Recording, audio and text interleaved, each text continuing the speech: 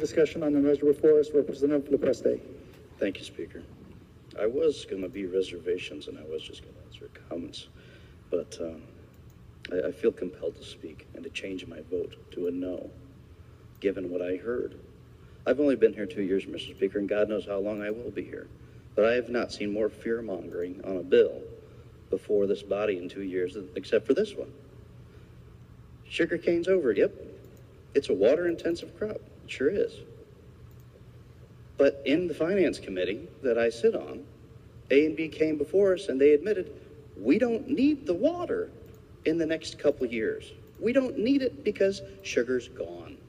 And they admitted that with diversified ag, that they're going to need a whole heck of a lot less water.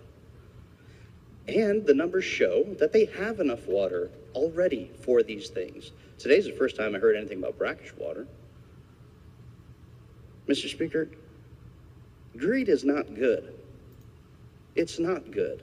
Hoarding is not good. There's enough water there for everybody.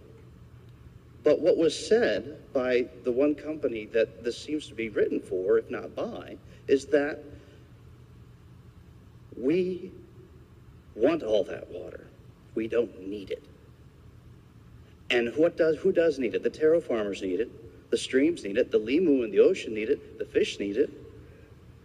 And then, I mean, it's a threat. It's a threat that if important ag lands don't have enough water, they're going to start growing houses. I asked several times if this was about development. That was my fear, Mr. Speaker. And I was assured, no, this isn't about that. But I've heard threats now that, hey, if we don't give them what they want, they're going to develop. And that's why I'm a no, because I don't respond well to threats. And I don't think this body should respond well to threats. And I don't think the people of Hawaii should respond well to threats. One of the reasons I was with reservations was because I was not sure or convinced of the legal arguments as to who this applies to. There's been a lot of talk about that. And the letter from the AG that was just read, what I heard, if I'm not mistaken, was not that it does apply to everybody, but that it can. Not that it does, but that it can. If this doesn't pass, they can apply, reapply, and reapply, and reapply, and get the water they need.